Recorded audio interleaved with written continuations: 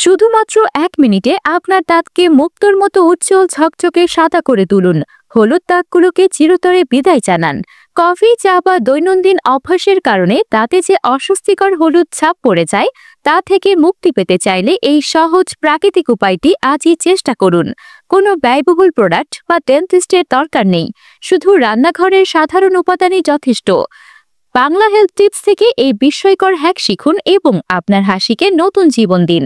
প্রয়োজনীয় উপাদান: ১ চা চামচ বেকিং সোডা, যা নরমভাবে দাগগুলোকে ঘষে তুলে নেয় এবং দাঁতকে সতেজ রাখে, আর অর্ধেক তাজা লেবুর রস, যার প্রাকৃতিক অ্যাসিড দাগের গভীর স্তর ভেঙে ফেলে।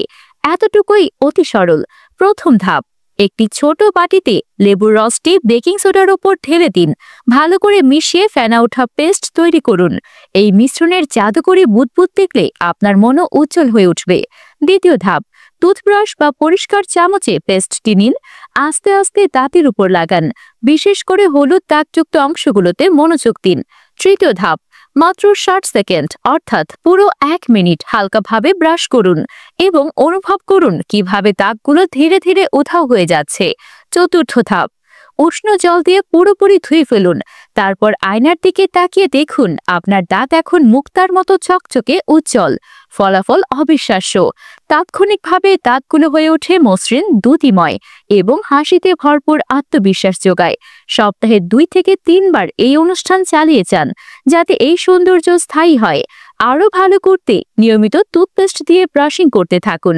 মনে রাখবেন, এটি একটি প্রাকৃতিক ঘরোয়া প্রতিকার, চিকিৎসা পরামর্শ নয়।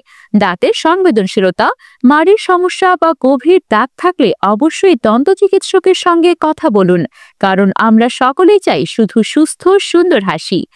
আজই এই গ্লো আপ শুরু করুন, বন্ধুকে ট্যাগ করে শেয়ার করুন এবং যদি আপনার হাসি আরো উজ্জ্বল হয়ে ওঠে, তাহলে লাইক দিন। পরবর্তী টিপসের জন্য বাংলা হেলথ টিপসের সাথে যুক্ত হন।